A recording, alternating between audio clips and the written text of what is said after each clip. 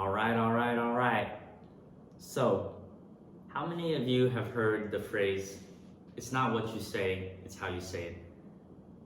It's a pretty typical phrase that we've heard, and it's a cliche because it's true, right? So often it's really not the content of what we're sharing, but the manner in which we share it that can really make or break what we're trying to accomplish.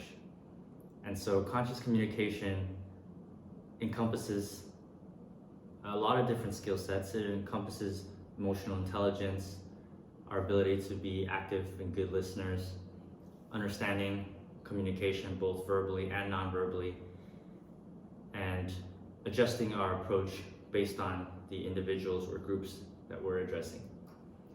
And the better we become at communicating, the more effectively we can get our ideas across, the more receptive our audience will be to us, and the better we can cooperate together to create win-win outcomes. So this allows us to be more effective in our personal lives, in business, in international relations. Everything revolves around our ability to bridge our differences, focus on our similarities, and again, create positive interactions. And just as a general tool that I like to emphasize and that I need to also embody is when we're discussing things, especially as it relates to disagreements, to focus on I statements. And this tip is helpful because when we start saying you, it creates this idea that we're blaming, and people tend to get defensive and seek to justify their perception and justification for whatever their behavior was. Whereas if we share in an I, one, it forces us to take accountability and responsibility for our experience. Two, it's an experience that is what we're having and therefore is valid, in the sense that it's real for us. It might not be optimal, and that's something that we work on as we continually reflect and grow as individuals.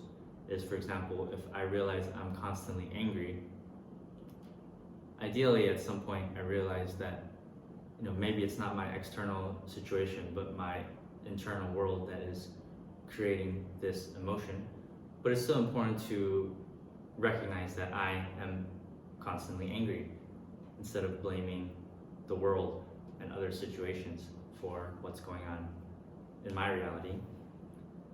And in speaking with I statements, it creates the structure, the context, the space in which we can really begin to explore a more productive and mutually beneficial conversation.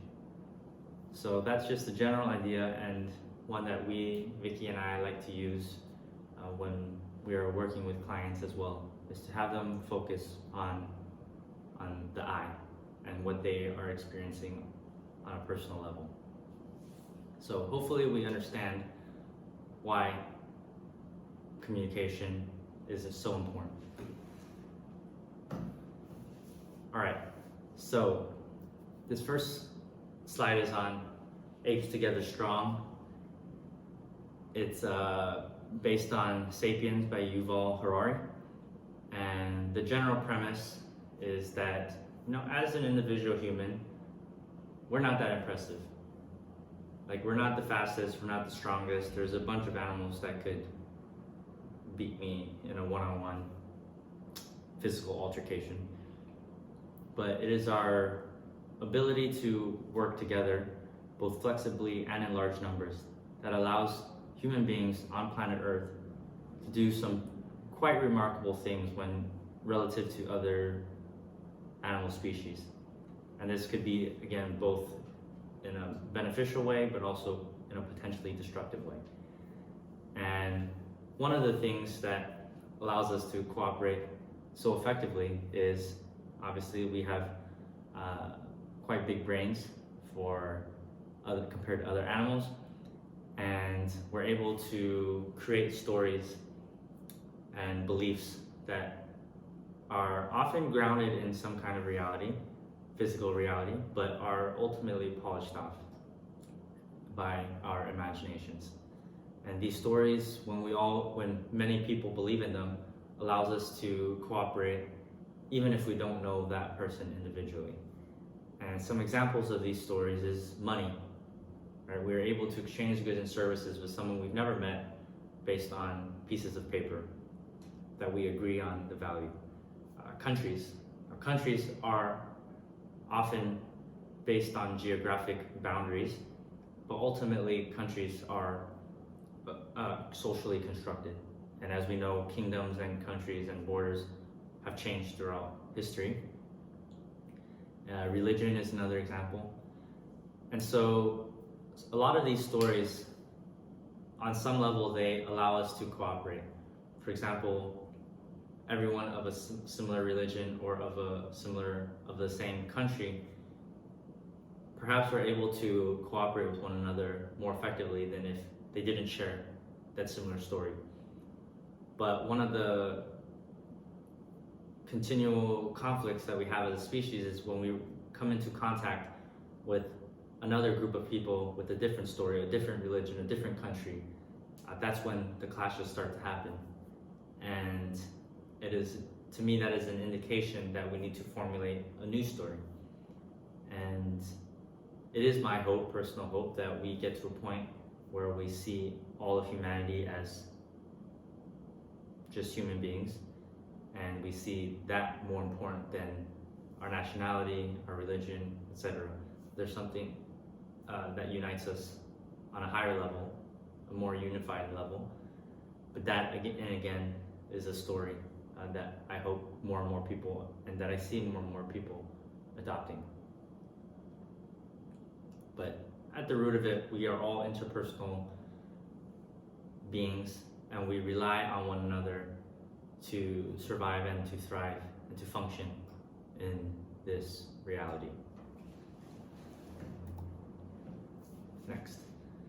So I would like to talk a little bit about selfishness, because often we will hear people say, criticize others for being selfish. And I just want to point out that it's important to me it's important we recognize that we are all selfish. As friends mentioned, there's no such thing as a selfless good deed. And the fact that we're all selfish is a reality, and it's okay. In fact, when someone points out that someone else is being selfish, what they are in fact also being is selfish, because what they're saying is that, what they're implying is that this other person is not considerate of their needs, so they are actually just focused on their needs. So it's okay that we're selfish. It's just a process of maturity, of learning how can we meet our own needs, how can we be selfish in a way that doesn't compromise, and ideally can even benefit and help others also be selfish and meet their needs. You know, as I heard in a podcast once, being ethical is just being long-term greedy. Now, if we think about the self, right, there's me here now, Willis, great. But there's also me tomorrow, there's me hopefully in a year, inshallah, 10 years, 20 years, 30 years, there's future me also. And so part of being selfish, if I care about future me, is how do I act, and who do I need to be, not only for me now, but also for future me. In some senses, this is a totally different person. So I have to balance all these versions of Willis. Now, that requires that if I want to be maximally selfish, that I act in a certain way. Perhaps that means I need to be generous, because, you know, we have evolved to be generous for reciprocity reasons, partly. You know, if ancient hunter-gatherer Willis killed an elephant, well, I can't eat all of that, and there's no refrigeration, so it makes sense for me to share because with the idea that in the future, if I'm not doing well in hunting and someone else hunts, they will share it with me. So there's this idea of reciprocity. Now, as we expand our concept of self, sometimes we start to incorporate our family also. Or when you have children, you start to really see them as an extension of yourself. And gradually, this concept of self expands until, on one level, you see all of humans as just one collective consciousness, all the living things, eventually maybe everything in this universe as one. And that's kind of the main idea behind, let's say, certain spiritual or religious concepts, is the idea of this collective unity. And if you think of everything as an extension of yourself, then you're being selfish by taking care of everything and everyone the way you would want to be treated and taken care of. So again, there's nothing wrong with being selfish. It's just a matter of being able to fulfill your needs without jeopardizing other individuals, including your future self's ability to fulfill their needs, and also expanding your own concept of self to ideally one day incorporating everything that is in this physical reality. So that is it for this video. In the next one, I am going to get into some of the similarities that unite us all as human beings.